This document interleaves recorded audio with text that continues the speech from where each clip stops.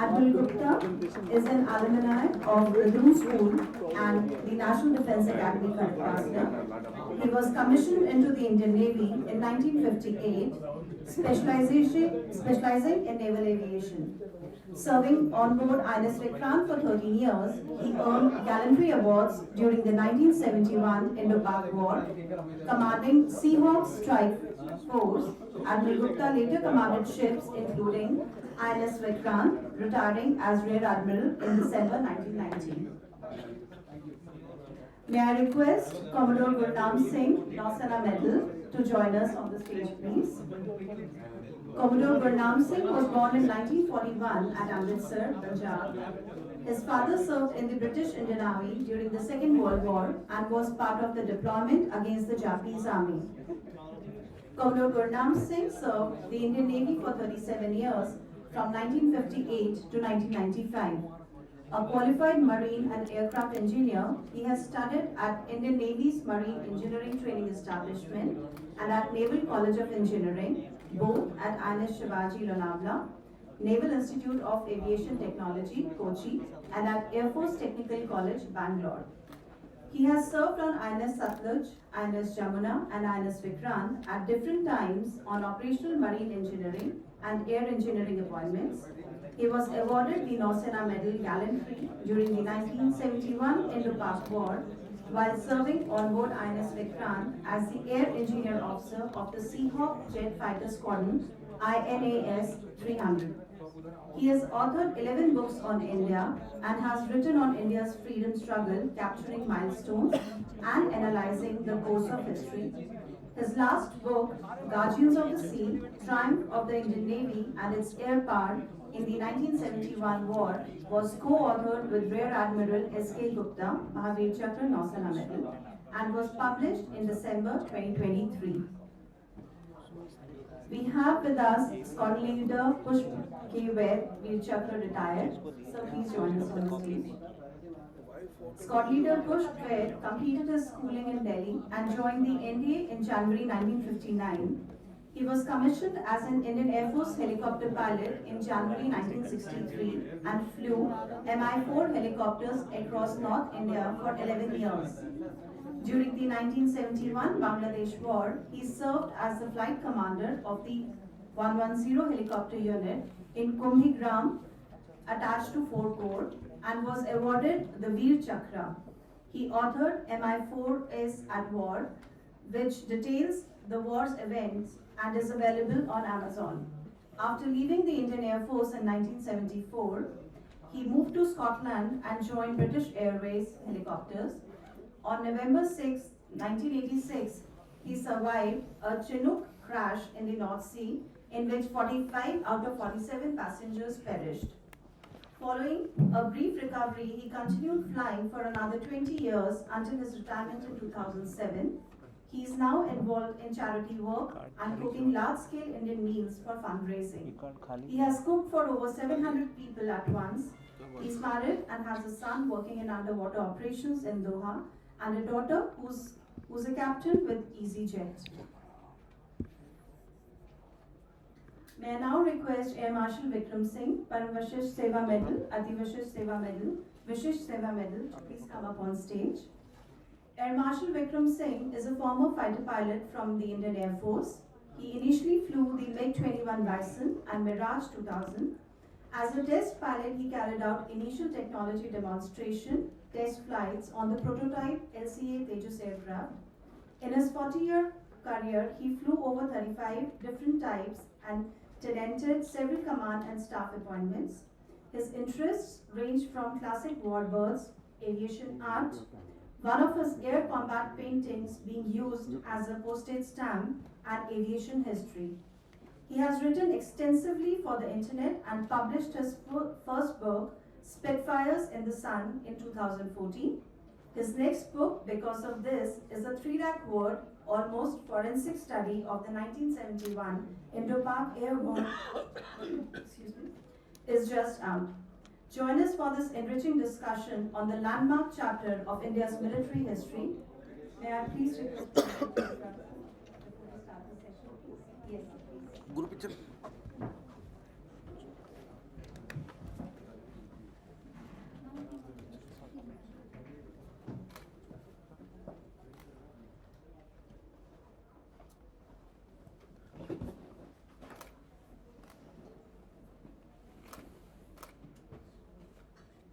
Sir, this side. Thank you, sir.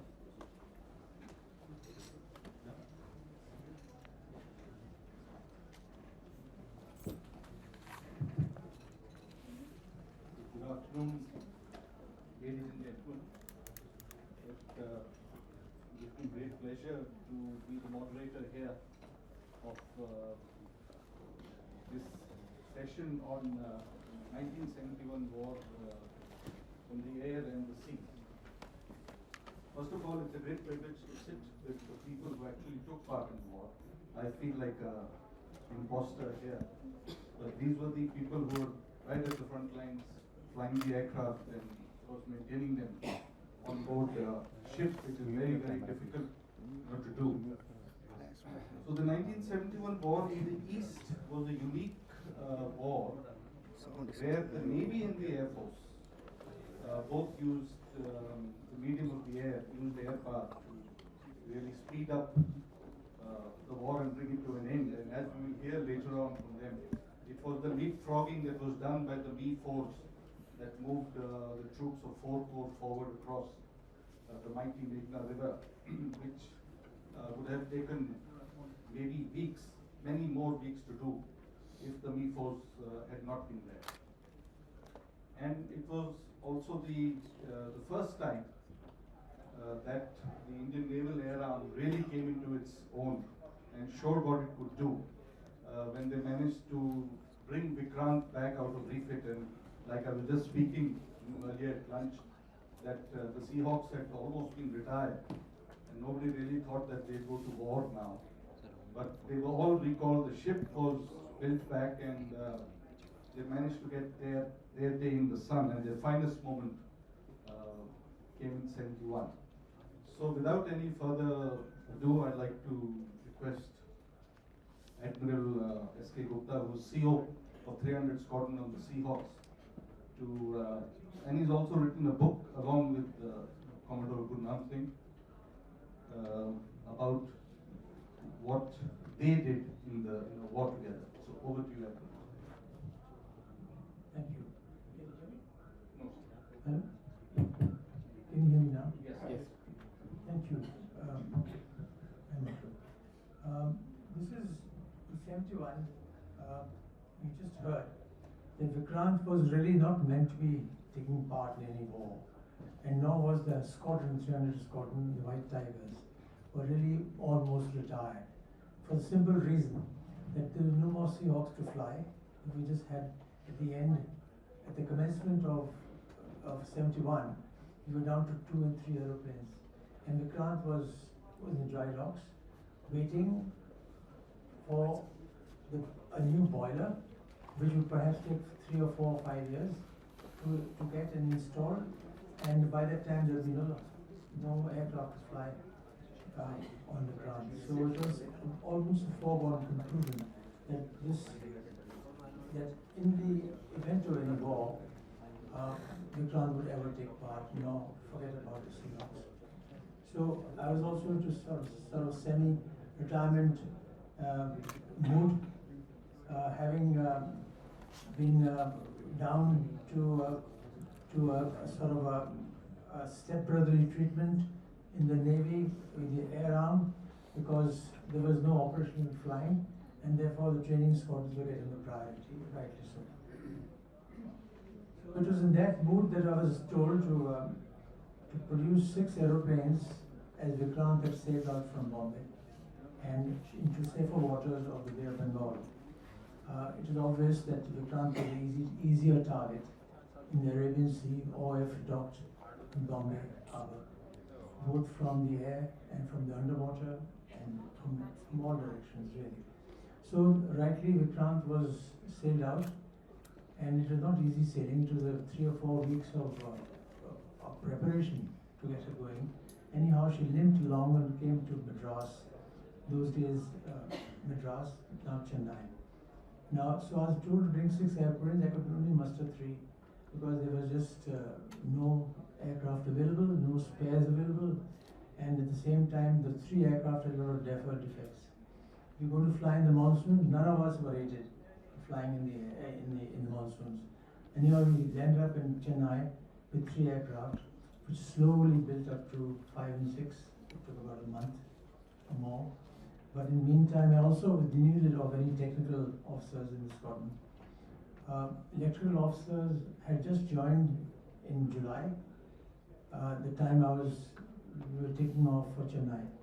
And that officer is the first India on an aviation world, so he really was quite lost. Finally, Gurnaam Singh came on the scene just at the end of July, and we embarked in ones and twos on board the ship, first being rowers and then later on giving the ship the confidence as well as the aircrew the confidence of landing on deck again after more than a year. I had only about 3 or 4 pilots at the time who qualified on the deck, so it was an uphill task. And quite frankly, he and I, as squadron commander, I was not sure we were going to go to a war. I thought we were just humoring the big ship of keeping her busy and occupied in the eastern waters. So it first dawned on me only after the CNS appeared himself and the CNC and the new commanding officer spoke to me and said, look, we are going to go to war. So the captain whispered into my ear, don't bring any negativity into the whole thing. So that were the orders in a way. So anyway, cut the story short. Finally, we had 24 flying days in those 5 months. Just 24 flying days, and just 3 or 4 pilots. So I had needed more pilots. We got hold of pilots, whoever was available in the Indian Navy in the right age, and finally ended up with 15 pilots, including myself.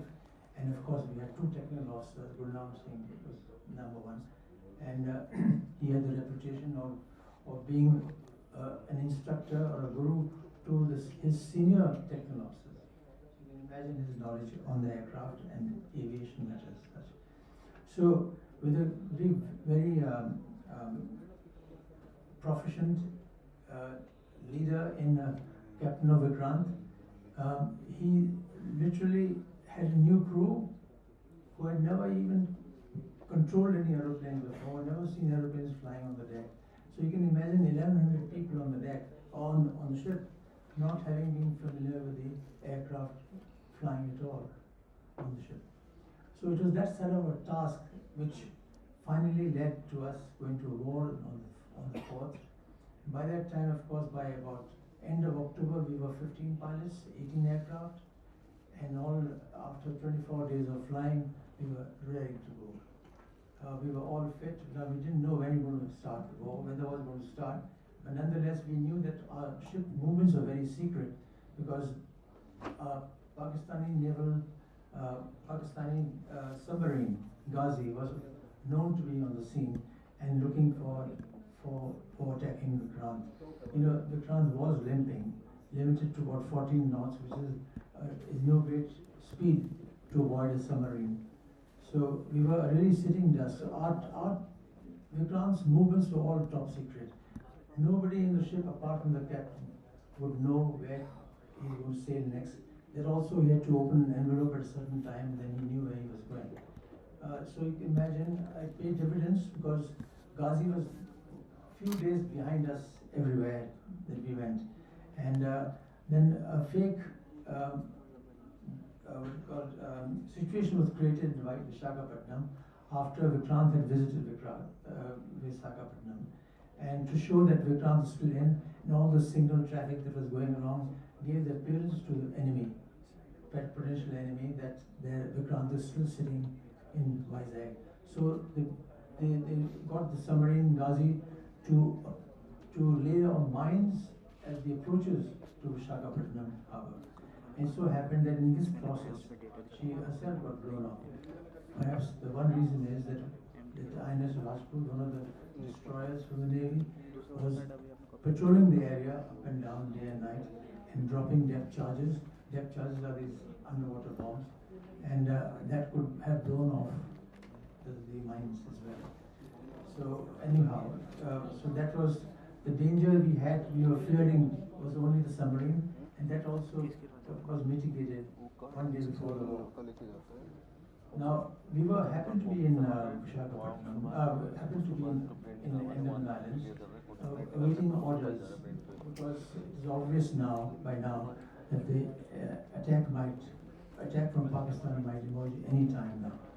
So, when the balloon did go up on the 3rd of October, 3rd of December, we set sail at top speed, which is only 14 knots, heading a long way to East Pakistan. And the aim was to attack first light, but we couldn't make it because we had a submarine scare, and actually we spent about 2-3 hours for fighting an unknown submarine. And we still believe to this day that there was a submarine from the Western countries who were trying to snoop and find out what's happening, because some sort of debris were found. So the first attack took place in off Cox's Bazar, and that was at about 100 miles away, and nobody knew where the aircraft came from, and we attacked successfully. Not much was there. It was an airfield, semi-used airfield, with 1 or 2 aircraft there. So we attacked whatever we could, the air traffic control, the runways installations, the radar installations, and the aircraft. So that was quite an easy target. And then we came back, and next thing happened the same afternoon. We headed towards Chittagong, and by about 120 miles, so we launched the attack. 120 miles, all the time, the aircraft carrier and the adjoining ships, escorting ships, were always mindful of the mining that may have been laid en route to East Pakistan. So slowly, whilst the ships kept moving closer to East Pakistan, our task became easier, for the simple reason that we could not go full load, weapon load, because we needed the fuel, and we could only take certain amount of armament, as we required much greater wind speed to get airborne with full load. So this carried on for 3 or 4 or 5 days till the wind stopped totally. In those 3 days, we could not fly at all. There was nil wind conditions, and the ship could only generate 14 knots. We required 24, 25 knots on paper. Finally, let me tell you, we broke all rules. We were flying at 19 knots and 20 knots, partially fueled or partially weaponized.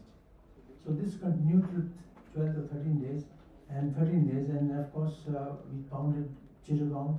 We went up the rivers to Khulna and knocked off a lot of shipping that were taking the river route for escaping Pakistani troops. Similarly, there were troops that were housed in merchant ships with names changed on the merchant ships, and housing a lot of escapees, which included mainly uniformed men. And so those were all impounded, and whilst our escorting ships, the 2 Petias and the 2 Brahmaputra class were always there at hand to inspect and escort the ships to Indian waters and get them examined and have them detention. So this worked around the clock, and I must say that because all routes to East Pakistan were closed for escaping from the sea or getting any assistance from the sea. They were closed whilst the Indian Army and the Air Force were doing their work over land. So that can only mean one thing, that whilst the enemy wanted help, they did not get any help. At the same time, if they wanted to escape, they could not escape. There was only one thing open, that was to surrender. And that's my version, and I think this generally seems to be quite true. Thank you, sir. I request Commodore Gurnam Singh talk about the highlights of what were the challenges of maintaining these aircraft on deck. Was there battle damage also that you had to repair, or was it just normal maintenance issues? We'd like to hear.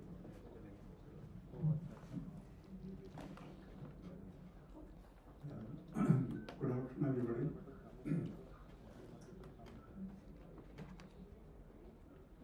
1971 was 53 years ago.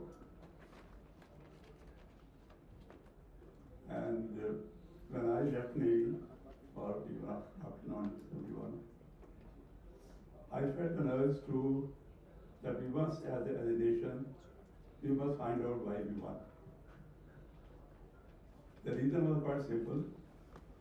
In all earlier conflicts, 1948 in Kashmir, 1962 in China, 1965 with Pakistan, and even later, 1999, Kargil. We have had our powers, our adversaries, but there was never really a good decision that who had won. There would always be somebody who would intervene and separate us from fighting, and then we will say that we were better off, and our adversary will say they were better off. But 1971 was one war, which India as an independent nation, I don't remember when India fought its own war on its own strength. Maybe Ashoka or maybe Maurya, or it is that far back. Because we were never the masters of ourselves.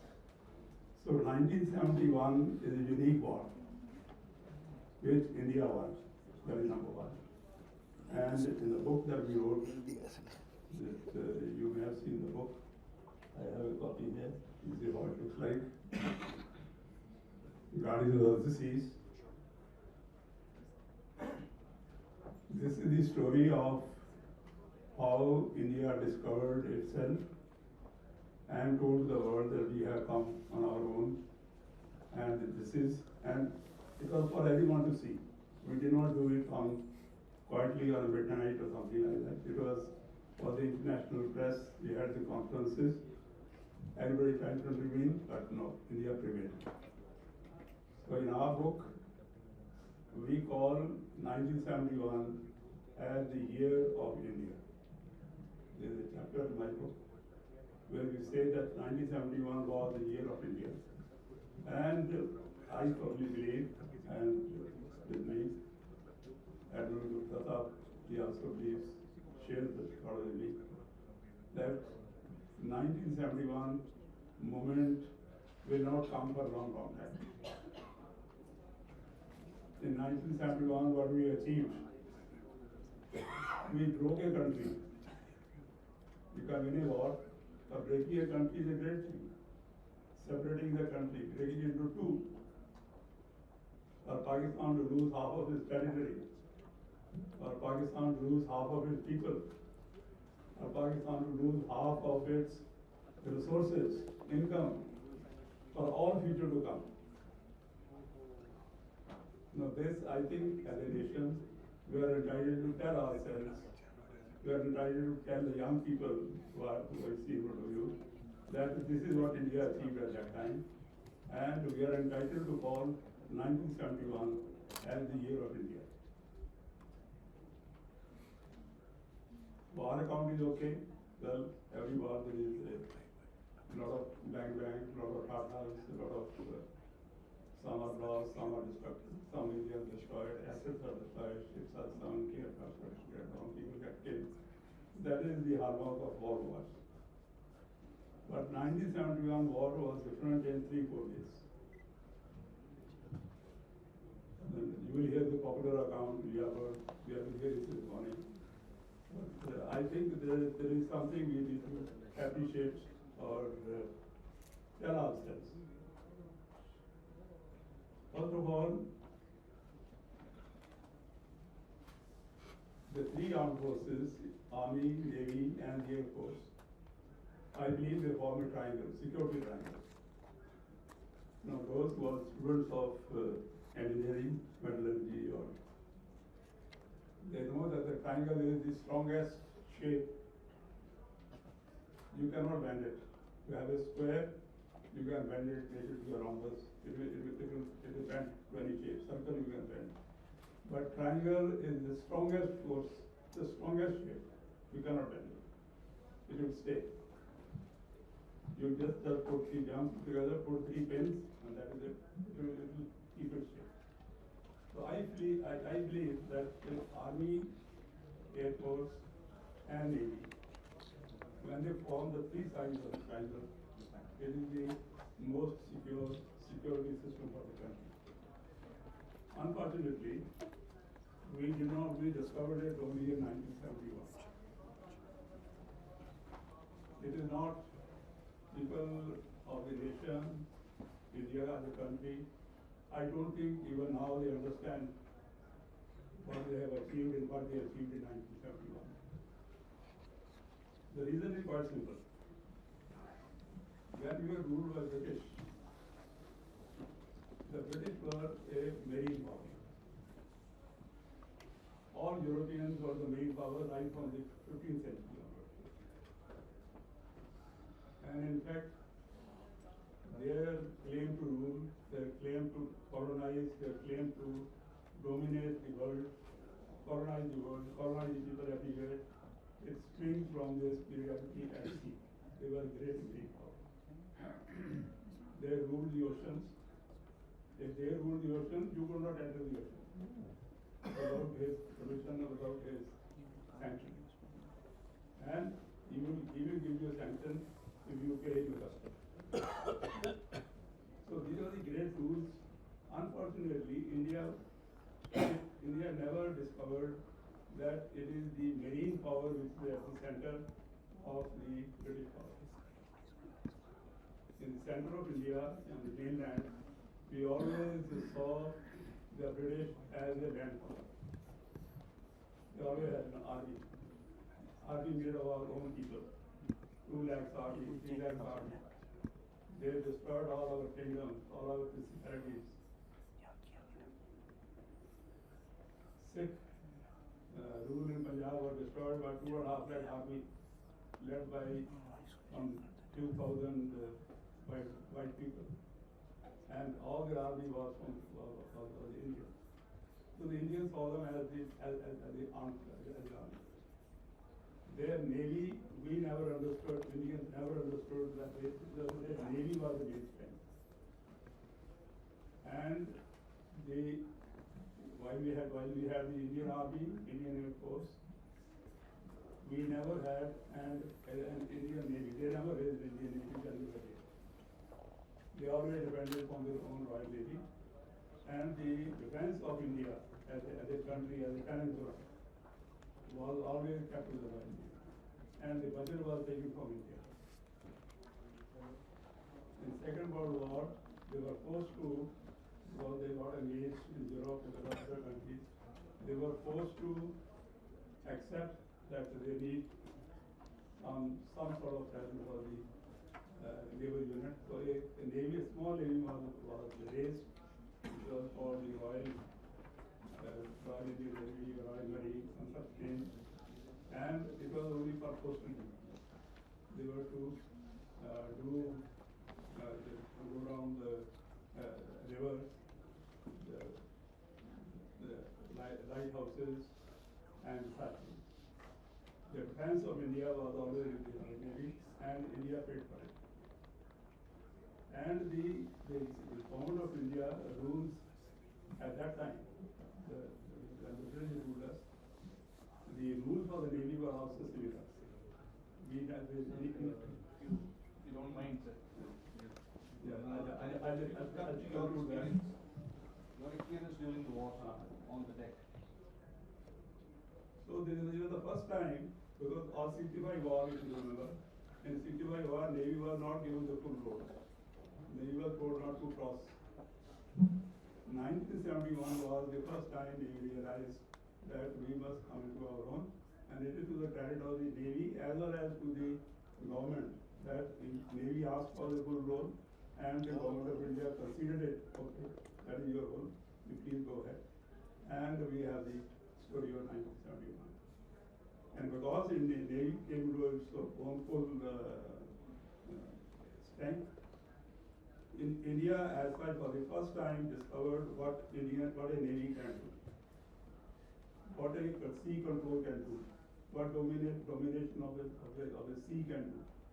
And because I personally believe that it was the 1971 war was reduced to 15 days of war because the Navy blocked Pakistan in both Bay of Bengal as well as in the Arabian Sea. So it is a great lesson that we have learned, and we have learned it well. After 1971, India has not looked back. India has looked after its Navy, and along with the Army and the Air Force, now we are a complete system. And now we have become a part of it.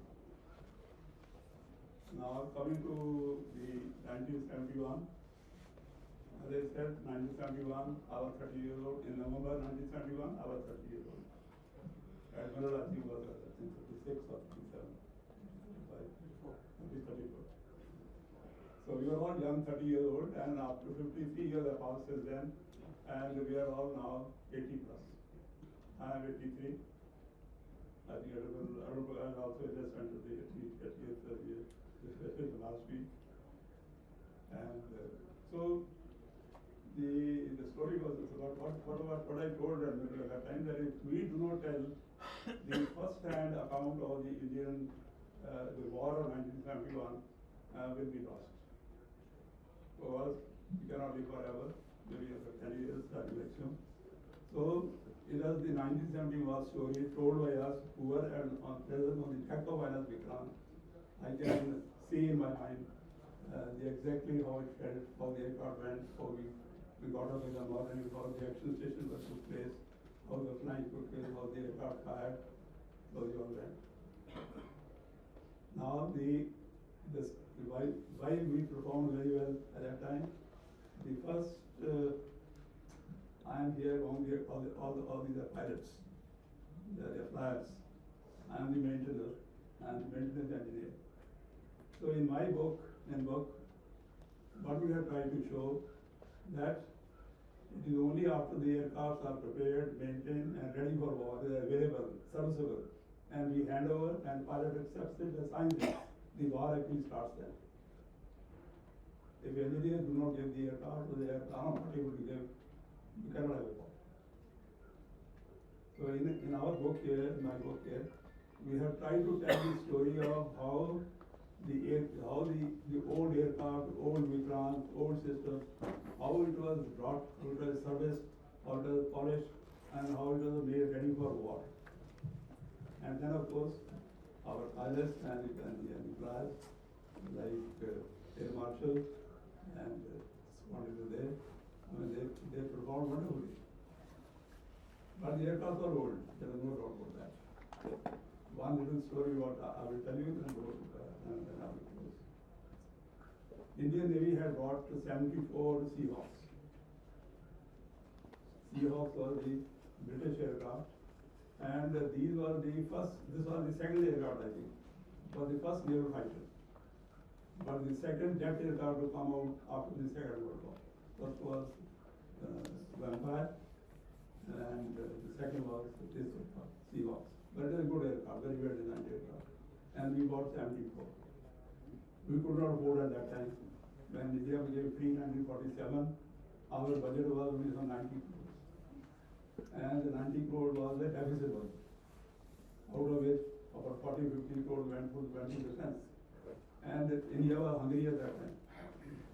So you can see the priorities, we were in a very dire state at that time. So we bought whatever they could give. We bought second-hand aircraft. 74 aircraft. When 71 came, 1971, by the time September or October 1971, we had only 34 aircraft left out of those 74. 40 aircraft had crashed over the last so many years since we have purchased. There is a natural wastage where we have pilot training and all that, the technical failure and things like that. So out of 34 aircraft, which are old, and 1965 we are talking about, 1965 Seahawks, nobody was ready to support the Seahawks, they were so old. We were the only country in the world who is operating this the Seahawks. No spares are not available. Spares not available means you could not rectify the defects. You could not rectify defects, there will be accidents, and there are other difficulties.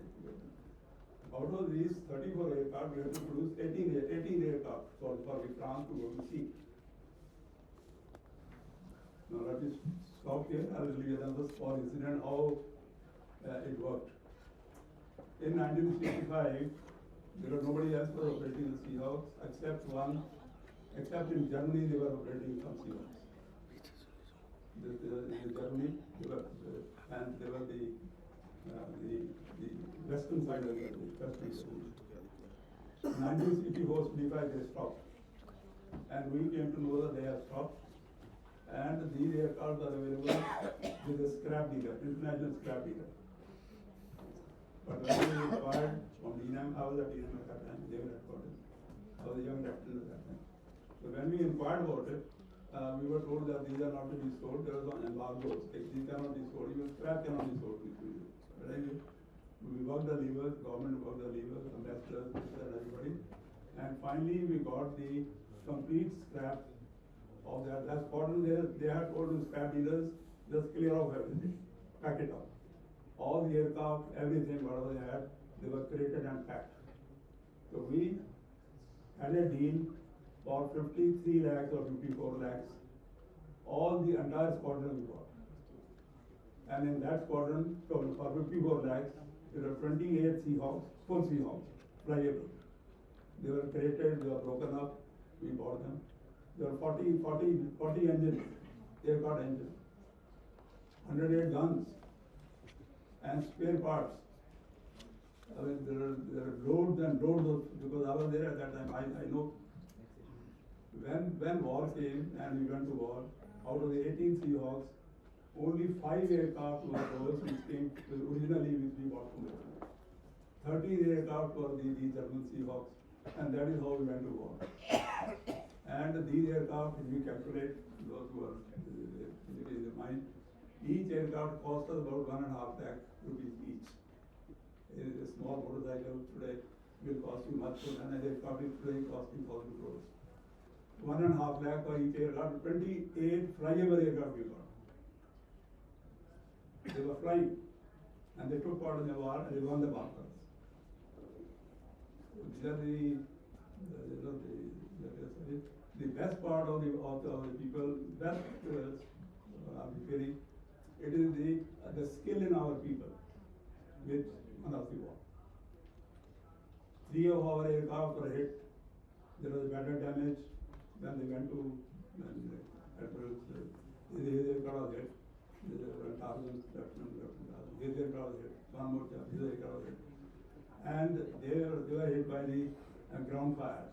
And their wings were damaged, hydraulic system, I mean, I don't know, but it is the skill of these pilots that they did not abandon the aircraft, they did not eject from the aircraft. They damaged aircraft, they did not have a control very heavy, this one not working, that not working, power failure. They linked back, they brought the aircraft, delivered the armament there, brought the aircraft back, landed on. And it took the squadron credit that this damage which would have been repaired at the 3rd degree industrial units like Naval Aircraft Yard or things like that.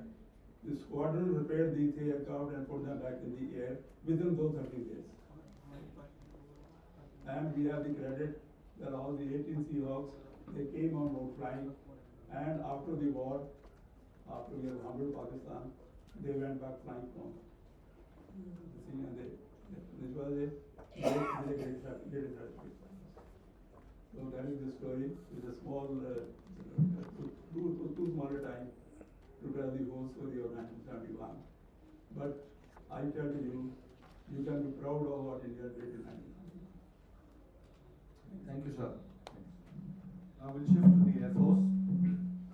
As you know, the Indian Air Force was overwhelmingly superior in numbers to what the Pakistan Air Force had at that time in East Pakistan. I think they had only about some 10 sabers left. But no matter how small the beehive, the sting still hurts. So it was very important that we had something like 10 fighter squadrons that ringed whole of East Pakistan, because there was a race, because they were hoping that international intervention would be able to bring about a ceasefire. So the whole idea was that we would have overwhelming security on the ground, in the air, and at sea, so that we could reach Dhaka in time before the expected ceasefire, which was expected around the 14th. Now, one of those people who was flying those helicopters was Commander Push Ware, who were instrumental in leapfrogging the army across the Meghna River and reaching the outskirts of Dhaka within 6 days of the start of the war. So I would like to request Colonel Ware to give us his first-hand accounts of what he did and what he saw. Thank you. Can you hear me? When the war, we were aware the war is coming from April onwards, so we started training. All our pilots trained regularly, and especially from September, October onwards, we started doing a lot of night flying as well, and unprepared landing at night as well. So by the time the war actually came, all my pilots were fully qualified, and they had been night rated as well. They had gone to full training by that time. Eastern Air Command had been encouraging us, tell all your pilots to fly low. Imagine we were told officially we must be flying 100 feet and below. So great fun for all the pilots I had with me, and they used to thoroughly enjoy themselves, going through the trees and enjoying themselves. So we were fully trained, as far as I know, and I did my best to, and I was the flight commander. I was running the operation during the war. When the war started, we all moved up near Agartala. Talimura was where Boko was. Luckily, General Sagar Singh had the wisdom to request the Army and the Air Force to attach one helicopter unit to him. So 110 helicopter unit became part of Boko during the war. The advantage was that he didn't have to go through Eastern Air Command and stuff like that to get any helicopters allotted to him. He could just tell us directly what jobs would be done. Second thing that happened during the war, which was fantastic, was Group Captain Chandan Singh. Group Captain Chandan Singh was in charge of Kilo Flight. Kilo Flight was raised to train Bengalis who were deserted, Bengali pilots and engineers who were deserted from Pakistan. And they were all located at Dimapur. So from about August 71 onwards, they were being trained. And by the time December came, his job, Group Captain Chandan Singh job had been done. All the pilots and the engineers had been trained, Bengali pilots and engineers. So they were already fully operational. So when the war started, they were in Kumbhigram, and he got a message from Sagat Singh to come and see him. So Chandan Singh went to see Sagat Singh, and Sagat Singh told him, listen, I got some E-Force, I want you to take charge. And Chandan Singh was so thrilled, he had something to do now, because Kilo Flight was fully operational, so he had no work per se. They were doing everything on their own. Suddenly he had these 14 Me-4s available under him, and he could do all. And for us it was fantastic, because till that time Squadron Leader Sandhu was my CEO, was dealing with Eastern Air Command and getting things done, and he was flying also. But Group Captain Chandan Singh was not flying, he was just doing the organizing bit, and because he was a group captain, he could get things done much quicker. So it in a way it was boon for us and it was boon for him, so it was fantastic. So once the war started, our main job was picking up patients, dropping arms, ammunition, and soldiers to wherever Army wanted us to go, and take General or Brigadier, whoever wanted to travel anywhere, we could take them. Just communication flights. So that's what we did, 3rd, 4th, 5th, and 6th. 6th evening, we got a message from Sagar Singh, we're going to go to Sylhet, we're going to take a battalion over there. Get ready, 7th morning, Kailashar we reached, which is just a mile in the Indian side. I took 8 helicopters there, and we were briefed what we were going to do, and Sandhu was taken to see the helipads, Sandhu my CEO, and they went to Sylhet, they went to Kolora, they picked up the places, we came back, and then midday we were told go to Kolora, 4-5 Gurkhas are coming. So we went to Kolora, we were waiting for 4-5 Gurkhas. Kolora was in the East Pakistan. Luckily it was under Indian control, so there was no problem as such, except we had no security per se, So anyway, we shut down our helicopters, we were waiting for 4-5 Gurkhas to come. They came about 2:45, and I briefed my pilots, as soon as the aircraft is loaded up, get airborne, second one, 2-3 minutes gap between each. We didn't want to have more than one helicopter on the ground at any one time, So then that would have given more target to the enemy. So I was number one, we went there at 2:45, I took off 20 minutes flying time in this direction, I dropped my load, second one was 3 minutes behind, third one was 3 minutes behind. And after dropping, I came running back to pick up the next load. We had fuel for 3 trips each. By the time my 5th or 6th helicopter arrived at Sylhet, Pakistan Army was starting firing at us. They were firing like hell. And by the time I went the second time, I could see hundreds of bullets coming towards me. And Group Captain Chandan Singh was in his little Alvet of the killer flight, watching all of us. So if I could see 100 bullets, he could see thousands, he could see the whole lot. And luckily, we were getting an odd bullet hit the aircraft. We were just out of range of the Pakistanis. And also, 4-5 Gurkhas, Colonel Hurulka was fantastic. He managed to spread his army so well, so that Pakistanis were not coming any closer to us. So the whole area was very secure, sort of. So the bullets were coming, odd one would hit us, but that's it. So once we had finished our 3 flights, we went back to to Kailasha to get more fuel and get ourselves ready. Once we were ready, we told the group captain we were ready to go. Group captain said, no, it's too dangerous. You guys are too slow. And you will get shot down. Too slow, visible. Anybody can shoot you down. So he told the brigadier, we're not going to go. He'll go in the morning. Brigadier was upset. We only dropped 250 soldiers, and also 4-5 Gurkhas are not planned. Who's going to go first and who's going to go second and who's going to go third? They hadn't even taken the radio with them, so there was no radio contact with the 4-5 Gurkhas. They thought we'll just keep going till everything is delivered. So once we shut down and this happened, and the brigadier said, we need to go, we need to carry on, we cannot stop, because the enemy, we don't know how much enemy is there. The estimate was 5, 6, 7,000 people. And we only dropped 250 soldiers. Only good thing for the 250 soldiers was that enemy didn't know how many people we dropped. So that is the good from our side. And of course, BBC also had announced that we dropped a brigade.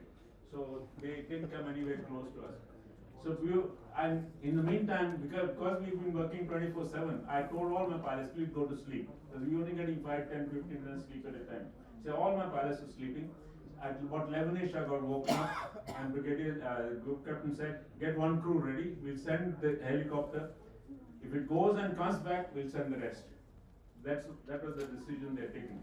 So I said, okay, I'll go myself. I went to the crew room, 30 odd pilots were sleeping. I said, I need a volunteer to come with me. Everybody put their hands up. And they all knew the battle was on, all knew the bullets were being fired at us. So I was so thrilled to see everybody was with so much josh, they wanted to come. So we got ready, got airborne at midnight. It was pitch dark, there was no moon or anything. We knew 20 minutes flying time in this direction. I knew at daytime there's a river Surma, and there's about a kilometer up the Surma river is a helipad, but that's in daytime. Nighttime, I could still see the river, but how would I find the helipad is another issue. And we're landing in the enemy territory. But I had a fairly good idea where it was. So anyway, we set course, and suddenly I heard this radio call.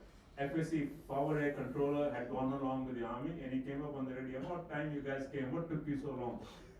And so I said, what is the situation like on the ground? He says, very quiet, it's midnight, everybody's sleeping, but I light a fire for you. So he lit a fire for me. And as soon as I saw the fire, I went straight for it. I told my passengers, as soon as I land, I want everybody out in 30 seconds and I'll be airborne. So when we're going in, the amount of bullets that are coming towards me, hundreds and hundreds and hundreds of them. Even the tracer bullets, that means another 4 after them is coming, So anyway, we landed, we dropped everybody, we got airborne. And as soon as I got airborne, I told my flight engineer, go and have a look how many bullet holes we got. He went with the torch, light and everything, and after 2 minutes he came back with a big grin. Sir, you would be surprised we don't have a single bullet hole. I was amazed. And I think the only reason we don't have a bullet hole is the Pakistanis cannot see us. We're just firing at the noise. So I came running back, picked up my next load, and in the meantime I sent a message to my unit, please get ready, we are going in. So everybody started getting ready. I picked up my next load, I'm running back again, dropped my next load, got airborne, got running back again without any bullet holes. Picked up my third load, running back again, dropped my third load. This time when I got airborne, my fuel gauge was showing 0. My engine was running, my rotors were running, so obviously we had fuel. So 3 of us were praying to Bhagwan, please take us back home. And we got back home. And we opened the panel when we reached there. One bullet had gone through the engine hit the cable going to the fuel gauge, broken the cable. The fuel gauge is showing 0. But the cable was, the bullet was still sitting there. It could have carried on for another 4 feet, and I was just 4 feet from the bullet where it stopped. Anyway, they changed the cable, and we put fuel. 4 helicopters that got ready. So we kept going the whole night, we kept going the whole day, we kept going the following day. Nearly 700 to 800 soldiers, plus Mukti Wani people, plus artillery guns we dropped a cylinder. But 9th morning we came back to Agartala, and at standard briefing, as soon as we reached Agartala, Agartala is the only place where we had fuel, we had toilet, we had food. So the briefing was, as soon as you land, go to toilet, go eat your food and go to sleep. That's what everybody was doing. So as soon as I landed, I handed over my aircraft to the engineers, did my business, went to sleep, and by 11 o'clock I got woken up. Sagar Singh wants to see you, so I went to see him, and he was in a little Alvite, 6-seater, 2 pilots, and Sagar Singh sitting in the front, myself, my CO, and a brigadier sitting in the back, and he said, I'll show you where we're going today. So he showed us Raipura across the river. So on the way back, we went at 5,000 feet above the ground fire. I mean, on the way back, he said, descend down, this is all Indian territory. We started coming down to 1,000 feet. Suddenly we heard this noise, bullets going right through the elevator. I can still see those little holes coming up in front of me. One of the pilots got injured, and the co-pilot took over, he climbed away, and we came back and we landed and we shut down. So I ran away, started preparing for my operation, which is going to start in 3 or 4 hours time. And later on I came to know, there were 38 bullet holes in the helicopter. General Sagar Singh had a bullet scraped right across his forehead. 1 pilot had injured. 6 of us, just 1 person got injured. How those 19 bullets went through everybody's legs and hands and everything, somebody was watching us. So anyway, I got ready, 4 o'clock, we went back to Brahma Barrier, shut down there, waiting for 4 guards to arrive. And there we saw hundreds of bodies lying there on the side. This is the first time I saw dead bodies, and I asked the local people, what happened here? He said, the stupid Pakistanis, when they were running away from here, they killed everybody. Didn't matter who it was, men, women, children, didn't matter, they just shot everybody. Anyway, that is the saddest story I saw. So 4 o'clock, 4 guards had arrived, we loaded up, we divided our aircraft into 2 groups of 4, and we simultaneously operated. All night we operated, the next day we operated, but 10th night, 11th morning, we had delivered about 1,200-1,300 soldiers and their equipment. And we could see the enemy firing at us, but we were too far away to even worry about it. And we came back, and we again, standard briefing, everybody is sleeping. Then suddenly I got another message, come on, I'll show you the next helipad. Because General Sagar Singh was so impressed with the way we were working and where we were delivering. We were obviously faster than the army. Army couldn't even reach there, but we were already there. And so we had already delivered all these people. So he said, now I know where to go. Narasingdi was the next place. Again, for next 2 days, we did Narasingdi continuously. We used to get 5 minutes, 10 minutes sleep in between every now and then. And that's it. And I used to keep 2 pilots as standby pilots, and their job was to do like an ops duty, collect orders, especially casualty evacuation. Casualty evacuation was always top priority. So we always had an aircraft ready for casualty evacuation. So whenever the orders came, that aircraft was loaded up and they will go and do whatever the casualties were there. Our job was also to pick up any dead bodies. We didn't want any dead bodies left in the field. We used to bring them back so that we can give them proper burial or proper cremation, whatever was required. And all the soldiers who were injured had to go to the hospital immediately, top priority. So anyway, next we did Narasingdi for 2 days, up and down, fantastic, it went like hell. And then the 4th one, we did another one, the other country to Bera Bazar it was, just outskirts of Dhaka.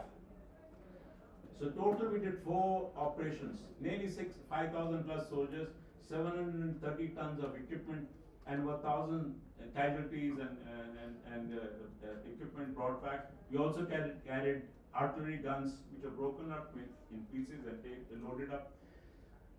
And I think we were one of the reasons, because our army was sitting outside Dhaka within about 10 days, before UN could come up with a ceasefire and stop the war. Because ceasefire means Pakistan wins, because Indian army is to leave. And Sagar Singh had the vision, if I get to Dhaka before any ceasefire comes, we'll grab Dhaka. And that's exactly what he did. And I think we were one of the reasons, because we had delivered the soldiers outside Dhaka by now.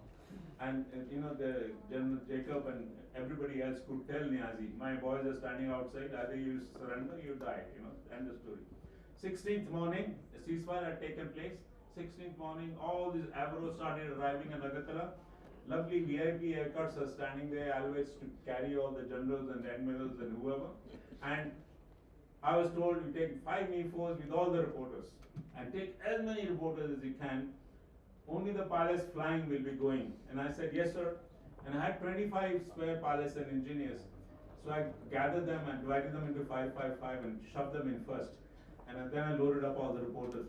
And I didn't want my pilots and my engineers who put their life on line to miss once in a lifetime surrender ceremony. So I took all my pilots and engineers with me, and we saw the ceremony on the 16th evening. What a fantastic occasion it was. This was just like the movies in the Second World War movies, when the Americans drove into Paris and the way they were treated by the locals. Same thing, the Bengalis, wow. Absolutely amazing. And we saw the Maidan, we went to the Maidan, we saw the surrender ceremony, fantastic, absolutely gorgeous. I don't even know how we came back. Anyway, we got back in the night and the celebrations were going on. And then for till March, our helicopters were in Bangladesh, helping FOCOR, helping Bangladesh Army with the law and order. General Sagar Singh stayed on for 3 or 4 months over there. And also had the opportunity of meeting Sunil Dutt, Vaider Rahman, Nargis and Lata Mangeshkar. They had come to entertain the troops. And it was absolutely gorgeous to meet these wonderful people. And one place in Chittagong, I was there, army had given me a beetle. And Lata Mangeshkar, Vaider Rahman and Nargis were standing there. They had to get a lift to the stadium. I said, I'll take you in my car. So I had these 2 wonderful ladies as my passengers. It was fantastic. So the whole operation was absolutely the best thing I did ever in my life. And I was so fortunate, I was awarded Veer Chakra as well for the Sylhet operation when I went in the middle of the night. But when I got airborne to go to Sylhet, General Sagar Singh, Air Marshal, Group Captain Sagar Singh, General Group Captain Chandan Singh was 100% sure I wasn't coming back. He never thought I'd come back because helicopter was so low, 1,000 feet. 100 miles an hour, 110 miles an hour speed, you know, so anybody can shoot you down. Just luckily, Colonel Harulkar and company, our army, had made sure that the helipad was fairly secure and he had spread everybody around so that, and of course BBC said we had a brigade there, so that helped us as well. So they had not come closer to us. So they were firing at us, odd bullet will come and hit us, just make a little hole, and that was it. So very, very fortunate, very, very fortunate. We were very lucky. And I've written this book. It covers the 2 weeks of the war, and it's available on Amazon if anybody wants it. And also I met one company. I went to Mumbai. I was invited to Mumbai, and Watwani, his name is. He's the director. They're going to make a movie of this helicopter operation. And I gave them a presentation, about 4 hours of presentation, and it was fantastic. And they're already working on it. They sent the script to MOD. And the MOD needed some corrections. Those have been done. Hopefully, they would have approved it by now. I'm hoping by next year, this movie should be available. I'm hoping, anyway. Any questions? Thank you, sir. I think they were very exciting recount of the events of those days. So, are there any? I'm sure there are questions. So, yes, Angad. Am I kid or? Yeah, this. I have a lot, but I'll try and keep it to 2. One was, I know from a previous discussion that Navy and Air Force air operations over Bangladesh, over East Pakistan, were deconflicted by latitude. There's a certain latitude. This is on? Yeah. South of which the Navy was to operate and the Air Force was north of that. Was there any deconfliction, further deconfliction beyond that restriction? And to Admiral Gupta, how was targeting done? How were targets assigned to the squadron? Was there a command level thing, or was it, how exactly were targets in East Pakistan assigned to you? And to Commodore Gurnam Singh, were there any specific parts, consumables of the aircraft that were in danger of running out or that actually ran out during operations? Any specific challenges towards serviceability? Hello? Initially there were no assigned targets. We took opportunity targets, and that helped us a little. Later on, there were two instances when the army wanted us support, and we got the grid references when we attacked those army forces. At the same time, we got intelligence coming in through naval headquarters, through command headquarters, and I presume Mukti Bahini was involved in this. They were doing certain specific targets in Chittagong city to attack. One that comes to my mind was a railway headquarters building, a massive building, in which the Pakistani soldiers were being briefed, and we attacked that with 500-pound bomb. 8 bombs were dropped there. One did not explode. So only on specific occasions we got the grid references or the specific targets based on intelligence exchange. Sometimes intelligence also was a bit late because we had come to various quarters. We had no direct contact with the but so this is how it was as far as but let me mention one thing. We were briefed to go to Khulna, not to Khulna, go up the river towards Khulna and attack some shippings. And some shipping, one or two of them, two or three of them in fact, were Pakistani soldiers trying to escape in smaller craft. So those were hit. And quite often we found their white shirts in surrender. But we were assigned our own task. We never went north or even up to Dhaka. Our line of latitude was below Dhaka, just below the city of Khulna.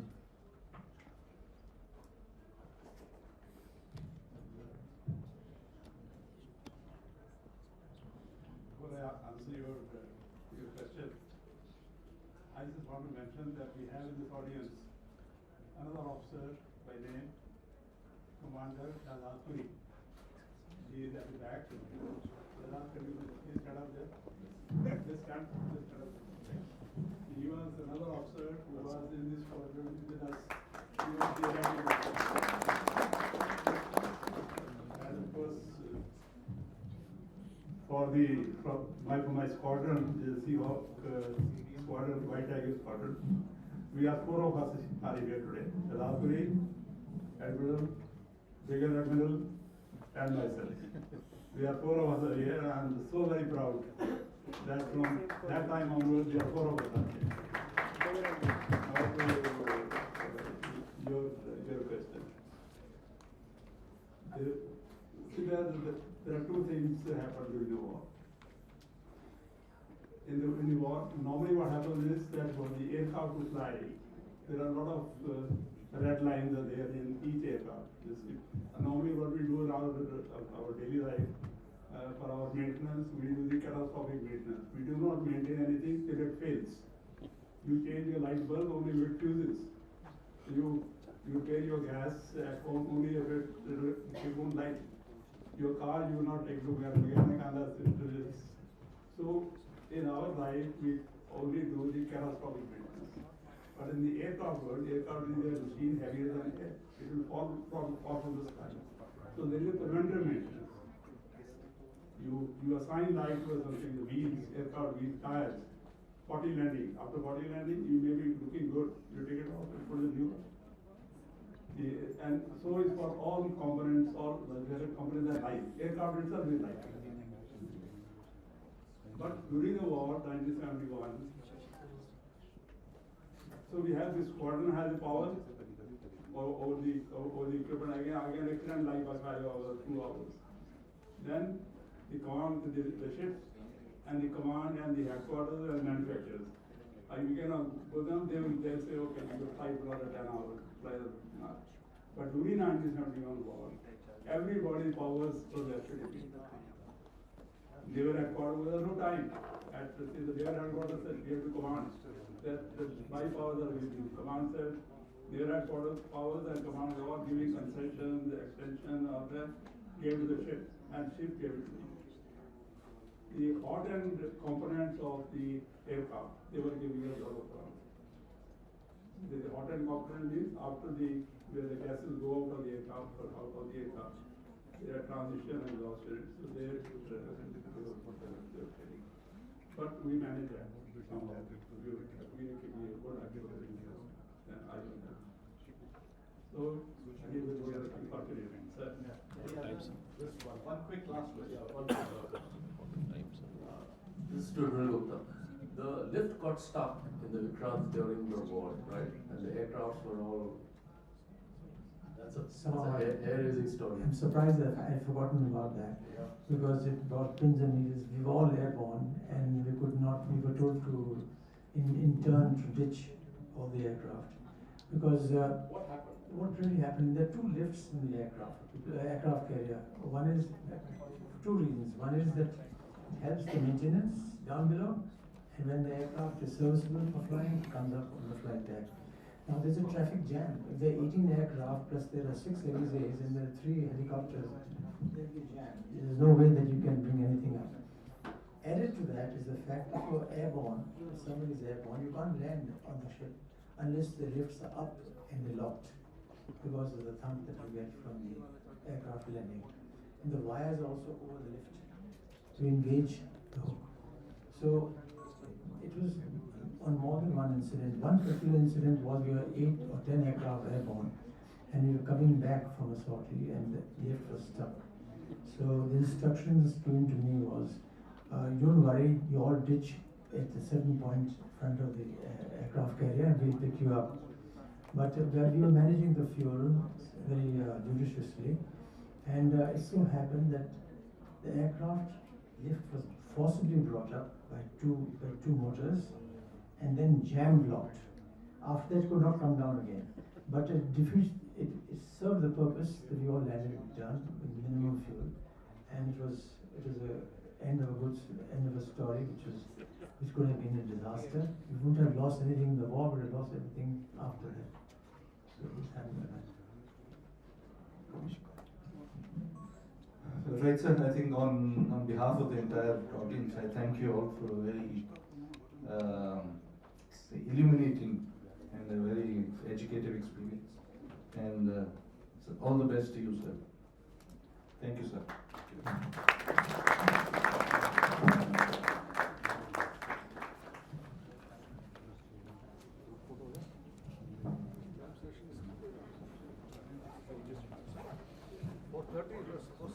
Thank you so much, sir.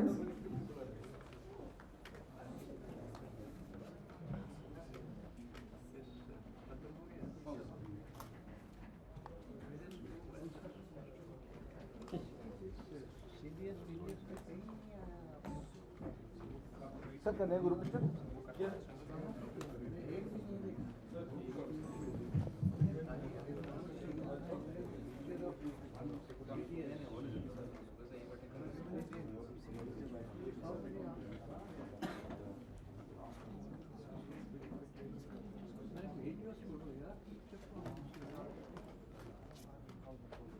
Thank you, sir.